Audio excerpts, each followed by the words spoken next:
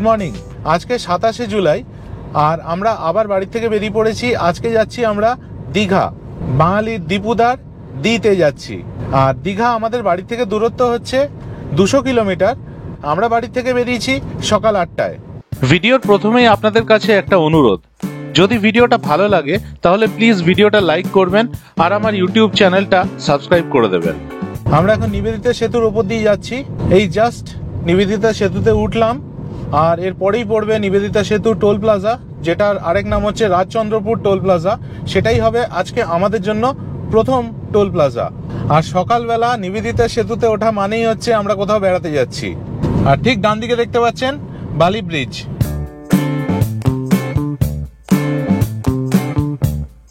পৌঁছে গেলাম আজকে আমাদের প্রথম টোল প্লাজায়, রাজচন্দ্রপুর টোল প্লাজা। আমরা এখন চলে এসেছি এই ওয়াই জাংশনটাতে। এখান থেকে আমরা বাঁদিকে ঘুরে যাব খড়গপুরের দিকে।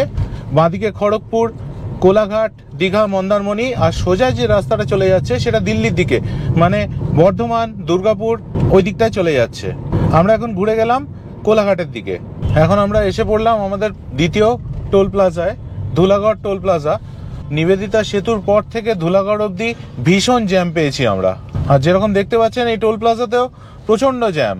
বেশিক্ষণ দেরি হলো না আমাদের ধুলাগড় টোল প্লাজা ক্রস করতে, খুব তাড়াতাড়ি ক্রস করে গেলাম। আর এখন রাস্তা সামান্য ফাঁকা হলো। আর আজকের ওয়েদারটা কিন্তু অসাধারণ। টেম্পারেচার এখন 34 ডিগ্রি সেন্টিগ্রেড হলেও বেশ মেঘ করে রয়েছে আর বৃষ্টির ফোরকাস্ট আছে। আবার একটুখানি এগোতেই এরকম জ্যামে ফেসে গেলাম। হাইওয়ে ড্রাইভিং এর কিন্তু মজাটাই চলে যাচ্ছে এই এত জ্যামের জন্য। এই রাস্তাটায় অসম্ভব জ্যাম আজকে। আমরা কোলাঘাটের থেকে আর 25 কিলোমিটার দূরে আছি। এতক্ষণ অসহ্যকর রাস্তা ছিল, এখন বেশ খানিকটা খালি হয়ে গেল, ফাঁকা হয়ে গেছে রাস্তা। এবং এখন অ্যাকচুয়ালি হাইওয়ে ড্রাইভিং এর মজাটা পাচ্ছি। এখন বাজে ঠিক 10টা 10 আর আমরা পৌঁছে গেলাম কোলাঘাট। আমরা এখন রূপনারায়ণ নদী ক্রস করছি এই ব্রিজটা দিয়ে। আর আমরা বাড়ির থেকে 83 কিলোমিটার চলে এসেছি। এই পাশে যে ব্রিজটা দেখতে পাচ্ছেন এটা হচ্ছে ট্রেন লাইন। আমরা এখন ব্রিজ ক্রস করে চলে এসেছি। যেরকম দেখতে পাচ্ছেন রাস্তার দুপারে কিন্তু প্রচুর খাওয়ার দোকান আছে, এখানে আপনারা ব্রেকফাস্ট করে নিতে পারেন। আমরাও জেনারেলি এখানে ব্রেকফাস্ট করি, বাট আজকে যেহেতু আমরা ব্রেকফাস্ট ক্যারি করছি আমাদের সাথে, তো আমরা এখন আর এখানে দাঁড়াচ্ছি না, আমরা বেরিয়ে যাচ্ছি। এরপরে কোথাও একটা দাঁড়িয়ে ব্রেকফাস্ট করে নেবো। এই সামনে যে ওয়াই জাংশনটা আছে এখান থেকে আমরা বাঁদিকে হলদিয়া, নন্দকুমারের দিকে চলে যাব। এই বাঁদিক দিয়ে দীঘা, মন্দারমণি, তাজপুর, শঙ্করপুর চলে যাওয়া যায়। আর সোজা যে রাস্তাটা ডান দিকে বেরিয়ে গেল সেই রাস্তাটা দিয়ে খড়গপুর চলে যাওয়া যায়। আমরা এখান থেকে বাঁদিকে নিয়ে নিলাম। এখন আমরা ক্রস করে যাচ্ছি সোনাপেতিয়া টোল প্লাজা। কলকাতা থেকে দীঘা আসতে আজকে আমাদের টোটাল টোল দিতে হলো 305 টাকা।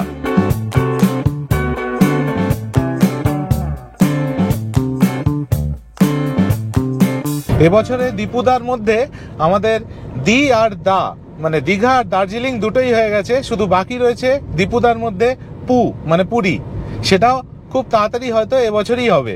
গত বছর যদিও আমরা পুরীতে গেছিলাম, কিন্তু এবছর দীপুদার মধ্যে শুধু পুরীটা যখন বাকি আছে সেটাই বা বাকি থাকে কেন, এবছর পুরীও হবে। আমরা এখন নন্দকুমারে চলে এসেছি। এই পাশ দিয়ে সোজা হচ্ছে হলদিয়া আর আমরা ডান দিকে ঘুরে যাচ্ছি টুয়ার্ডস কাঁথি। কাঁথি পার হয়ে আমরা চলে যাব দীঘা। নন্দকুমারের পর আমরা ডান দিকে বেঁকে গেছি আর এখান থেকে কিন্তু সিঙ্গেল লেন শুরু হয়ে গেল। সিঙ্গেল লেন মানে একই রাস্তা দিয়ে আপ অ্যান্ড ডাউন ট্রাফিক দুটোই হবে। এবার আমরা একটুখানি সাইডে দাঁড়িয়েছি, যেরকম প্ল্যান ছিল। এবার ব্রেকফাস্টটা করে নেবো। বাড়ি থেকে চিকেন স্যান্ডউইচ নিয়ে এসেছিলাম, এখন সেটা একটু খেয়ে নিই, তারপর এগোবো। আর এখন সময় হচ্ছে 10টা 50। ঠিক আমরা 5 মিনিট দাঁড়ালাম ব্রেকফাস্টের জন্য। আমি ব্রেকফাস্ট করে নিলাম, আবার এগিয়ে চলেছি। আর এখান থেকে 85 কিলোমিটার দীঘা। যেরকম আগে বললাম, এখন ওয়েদারটা কিন্তু খুব ভালো। এখন 32 ডিগ্রি সেন্টিগ্রেড, বাইরে গরম আছে, কিন্তু টিপটিপ করে মাঝে মাঝে বৃষ্টি হচ্ছে।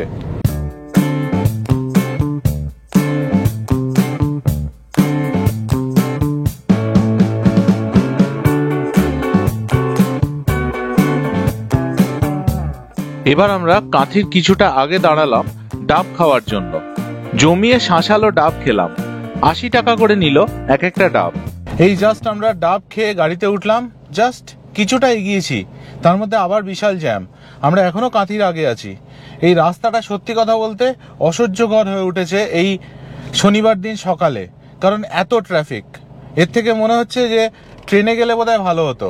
এই রাস্তায় আর আলাদা করে আপনাদের কিচ্ছু দেখানোর নেই, শুধু এই জ্যামে আটকাচ্ছি। আর খানিকটা অন্তর অন্তর একটু করে ফাঁকা রাস্তা পেতেই আবার জ্যাম শুরু হয়ে যাচ্ছে।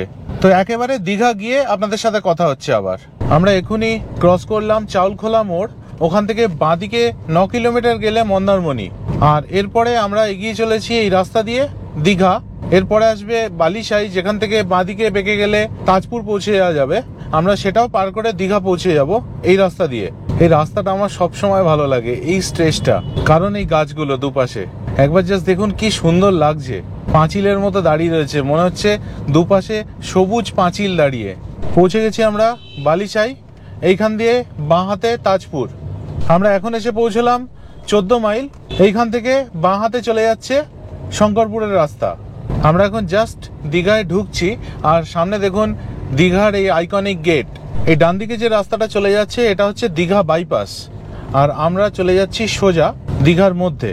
আর এটা হচ্ছে দীঘার সমুদ্রের পাশ দিয়ে যে রাস্তাটা, সেটা দিয়ে এখন আমরা আমাদের হোটেলের দিকে চলে যাচ্ছি।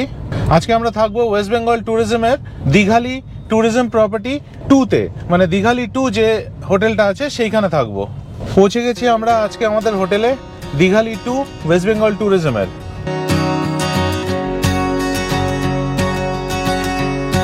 এখন বাজে 1:40 আর আমরা এসে পৌঁছলাম দীঘাতে ওয়েস্ট বেঙ্গল ট্যুরিজমের দীঘালি 2-তে।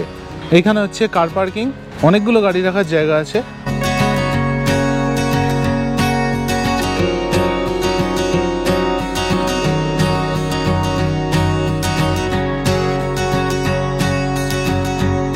আমরা এখন ওয়েস্ট বেঙ্গল ট্যুরিজমের দীঘালি 2 প্রপার্টিতে আছি। এখানে কিন্তু ওয়েস্ট বেঙ্গল ট্যুরিজমের আরেকটাও প্রপার্টি আছে, দীঘালি 1। আপনারা যদি দীঘা আসেন এবং দীঘা বাইপাসে না যান, সোজা দীঘায় ঢোকেন, আগে দীঘালি 1 পড়বে রাস্তার ডান হাতে, তারপরে সোজা গিয়ে সমুদ্র শুরু হবে, সেই সমুদ্রের ধার দিয়ে সোজা এসে আবার খানিকটা আসতেই ডান হাতে পড়বে দীঘালি 2। আমাদের চেক ইন প্রসেস এখন কমপ্লিট, এবার আমরা রুমে যাব। তবে তার আগে আমাদের এই ওয়েলকাম ড্রিঙ্কস দিল, এটা অরেঞ্জ জুস।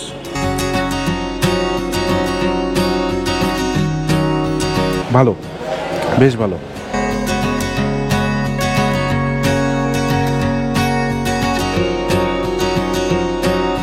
দীঘালি 2-তে আমরা আজকে আমাদের রুমে চলে এসেছি। আমাদের রুম নাম্বার হচ্ছে 306। আজকে আমরা দুটো রুম নিয়েছি, 305 আর 306, কারণ আমার ভাই আজকে আমাদের সাথে এসছে। আপনাদের চট করে 306টা দেখিয়ে দিই। দুটো রুমই কিন্তু সেম ক্যাটাগরির। এটা হচ্ছে মেন ডোর, এখান দিয়ে ঢুকলাম, ঢুকে এখানে একটা বড় ওয়ার্ডরোবের মধ্যে পিলো দেওয়া রয়েছে এক্সট্রা, এখানে কম্বল দেওয়া রয়েছে, এপাশে একটা র্যাক রয়েছে লাগেজ রাখার জন্য, এখানে ডাস্টবিন, আর এটার মধ্যে আছে মিনি রেফ্রিজারেটর, এপাশে টেলিভিশন, এখানে ব্যালকনি এবং দরজা আছে ব্যালকনিতে যাওয়ার। এটা হচ্ছে ওয়াশরুম, আপনাদের পরে দেখাচ্ছি। এখানে এসি রয়েছে, খাটটা বেশ বড় এবং কমফোর্টেবল, দুপাশে দুটো সাইড টেবিল রয়েছে, আর অ্যাম্পল চার্জিং পয়েন্টস রয়েছে। এখানে ইন্টারকম ফেসিলিটি রয়েছে, এখানে একটা ওয়ার্ক ডেস্ক রয়েছে আর চেয়ার রয়েছে, আর এখানে দুটো চেয়ার আর একটা ছোট্ট টেবিল রয়েছে। ওয়ার্ক ডেস্কের ওপর ইলেকট্রিক কেটল দেওয়া রয়েছে, ফ্রি কিট দেওয়া রয়েছে, সেটা আপনাদের দেখাচ্ছি। এখানে দুটো জলের বোতল রয়েছে, আর এই কিছু চা কফির শ্যাশে রয়েছে, এখানে দুটো কাঁচের গ্লাস রয়েছে, চায়ের কাপ রয়েছে। এবার ফ্রি কিটে কি দিয়েছে সেটা একবার আপনাদের বলে দিই।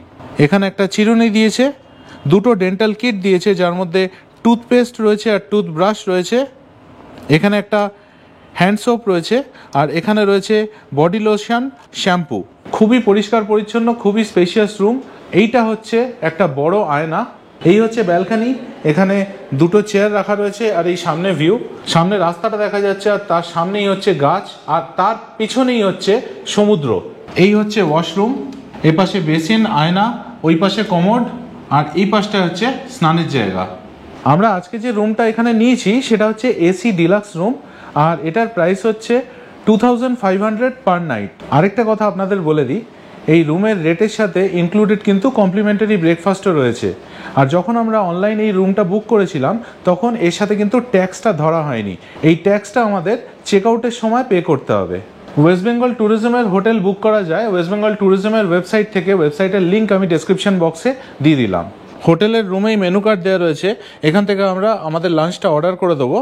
এখন বাইরে ভীষণ রোদ, তো ওই জন্য আমরা এখানে লাঞ্চটা আগে করে নেবো, তারপর বেরোবো। লাঞ্চটা আমরা নিচে রেস্টুরেন্টেই করব, কারণ রুমে যদি লাঞ্চ আমরা আনাই তাহলে এক্সট্রা সার্ভিস চার্জ অ্যাপ্লিকেবল। আর আমাদের দিয়েছে দুটো ফ্রেশ টাওয়েল, একটা কোল বালিশ আর দুটো মাথার বালিশ। দীঘালি 2-তে কিন্তু ফ্রি ওয়াইফাইয়েরও ব্যবস্থা আছে। ভীষণ খিদে পেয়েছে আর আমরা চলে এলাম এদের এখানে রেস্তোরাঁয় লাঞ্চ করতে। লাঞ্চে আমরা নিলাম আলু ভাজা, ভাত, ডাল, মাছ ভাজা, চিকেন কষা আর স্যালাড। খাবারের স্বাদ ছিল অসাধারণ। এখন বাজে 4:51 আর আমরা লাঞ্চ করে একটু রেস্ট নিলাম। বাইরে গরম ছিল, তো এখন আমরা বেরিয়ে যাচ্ছি সমুদ্রের দিকে। চলুন আপনারাও আমাদের সাথে। আর আমরা এখন যাব এই দিকে, খানিকটা হেঁটেই একটা রাস্তা আছে বাঁদিকে, যেটা দিয়ে সোজা চলে গেলে আমরা পৌঁছে যাব সমুদ্রের একদম ধারে। আপনারা যদি দীঘালি 2-তে থাকেন তাহলে কিন্তু হেঁটেই অনায়াসে আপনারা সমুদ্রে চলে আসতে পারেন। আমি দেখাচ্ছি রাস্তাটা। ওই জায়গাটায় হচ্ছে দীঘালি 2, আর খানিকটা এখান দিয়ে হেঁটে এসেই এই রাস্তাটা সোজা চলে যাচ্ছে সমুদ্রের ধারে। আর এই দীঘালি 2-র ঠিক পাশেই এই তৈরি হচ্ছে জগন্নাথ মন্দির, যেটা এখনো উদ্বোধন হয়নি। আর এই রাস্তাটা দিয়ে হেঁটে যেতে কিন্তু ব্যাপক লাগবে। আপনারা যখন আসবেন দীঘালি 2-এর উল্টো দিকে যে রাস্তাটা আছে, যেটা সমুদ্রের দিকে যাচ্ছে, ওটা দিয়ে হেঁটে একবার আসবেন, খুব সুন্দর লাগবে। দুপাশে গাছে ভরা, আর এই সামনে আমরা এগিয়ে চলেছি সমুদ্রের দিকে। দীঘালি 2-এর উল্টো দিক দিয়ে হেঁটে আমরা চলে এসেছি সমুদ্রের ধারে। আর এই সমুদ্রের ধারে করা রয়েছে বাঁধানো রাস্তা, যা দিয়ে আপনারা একদিকে চলে গেলে পাবেন ওল্ড দীঘা, আরেক দিকে চলে গেলে পাবেন নিউ দীঘা। তো আপনারা যদি এই জায়গায় আসেন, এই রাস্তা দিয়ে চলে গেলে আপনারা দুটো জায়গাতেই পৌঁছে যেতে পারবেন। এদিকটা হচ্ছে ওল্ড দীঘা, ওই পাশে অনেক মানুষ সমুদ্রে নেমেছেন।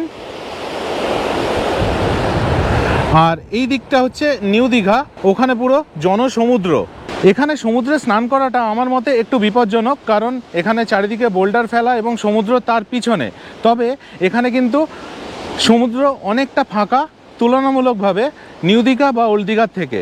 আজকে এখানে আমার ড্রোন ওড়ানোর ভীষণ ইচ্ছে ছিল, কিন্তু এখন যা ঝোড়ো হাওয়া দিচ্ছে আমার একটু ভয় করছে, কারণ ড্রোনটা ওড়ালে যদি এদিক ওদিক চলে যায়, আমি যদি কন্ট্রোল না করতে পারি এই ঝোড়ো হাওয়ায়, ওই জন্য আমি ওড়াচ্ছি না। আর কালকে সকাল সকাল আমি আবার এখানে আসবো সমুদ্রের ধারে এই রাস্তাটায় হাঁটতে, কারণ এই সুন্দর সমুদ্র এবং তার পাশে এইরকম সুন্দর রাস্তায় মর্নিং ওয়াক করার কিন্তু আলাদা একটা মজা আছে।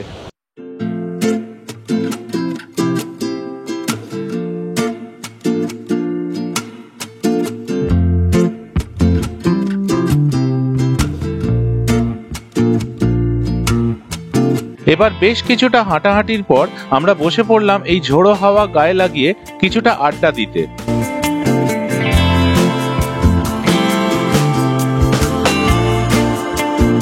আর তার কিছুক্ষণ পরেই এই ভদ্রলোক চলে এলেন আইসক্রিমের গাড়ি নিয়ে, আর আমরাও একে একে আইসক্রিম কিনে তা এনজয় করতে থাকলাম।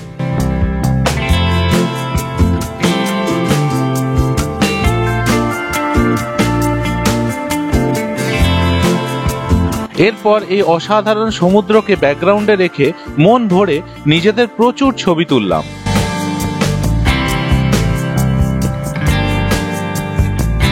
এখন বাজে 6:15 আর আমরা এবার এগোচ্ছি আমাদের হোটেল দীঘালি 2-এর দিকে। তবে বিশ্বাস করুন, এখান থেকে যেতে ইচ্ছে করছে না, এত ঠান্ডা হাওয়া দিচ্ছে আর এত ঝোড়ো হাওয়া দিচ্ছে, অসাধারণ লাগছিল এতক্ষণ। আর এখন কিন্তু সমুদ্র কিছুটা পিছনে চলে গেছে, যেমন দেখতে পাচ্ছেন বোল্ডারের সামনে বেশ কিছুটা পিছিয়ে গেছে সমুদ্র। সমুদ্র দেখে সকলে মিলে হেঁটে ফিরে এলাম দীঘালি 2-তে। এবার আমি আর বুম্বা বাকিদের হোটেলে রেখে বেরিয়ে পড়লাম দীঘা সমুদ্রের ধারে মেলাটা ঘুরে দেখতে। একটা টোটোকে 50 টাকা দিয়ে পৌঁছে গেলাম মেলায়। মেলায় প্রচুর লোক এসেছেন, প্রচুর দোকানপাট, কি নেই এখানে, সবকিছুর দোকান আছে। দীঘায় এলে অবশ্যই এই মেলায় একবার আসবেন। এবার আমি ফিরে গেলাম আমার ছোটবেলায়। গুলি করে বেলুন ফাটালাম, 10 টাকায় 3টে চান্স দিল, আর 3 বারই গুলি করে বেলুন ফাটিয়ে দিলাম। ছোটবেলার সেই আনন্দ আবার ফিরে পেলাম। যত ঘুরছিলাম মেলায় তত আনন্দ পাচ্ছিলাম। চারিদিকে এত আলো আর রং দেখে সত্যি ভীষণ ভালো লাগছিল। তার সাথে ছিল সমুদ্রের ঝোড়ো হাওয়া। উফ, কি দারুণ কম্বিনেশন। এখন বাজে 7:40 আর আমরা ফিরে এলাম আমাদের হোটেল দীঘালি 2-তে। আসার সময় আবার 50 টাকা টোটো ভাড়া দিলাম। ডিনারে আমরা নিলাম chicken fried rice, chicken chowmein, chicken roast আর ড্রাই চিলি চিকেন।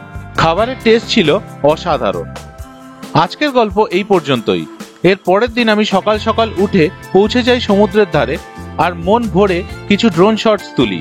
তারপর ব্রেকফাস্ট করে বেরিয়ে পড়ি দীঘা থেকে আর যাই মন্দারমণি। ফেরার পথে কোলাঘাটে দাঁড়াই শেরে পাঞ্জাবে একটা দুর্দান্ত লাঞ্চ করতে। এই সব গল্প নিয়ে আসবো আমি আমার পরের পর্বে, তাই দেখতে থাকুন আমার চ্যানেল। আর ভিডিওটা ভালো লাগলে প্লিজ আমার YouTube channel travel with tags subscribe করবেন। ভালো থাকবেন।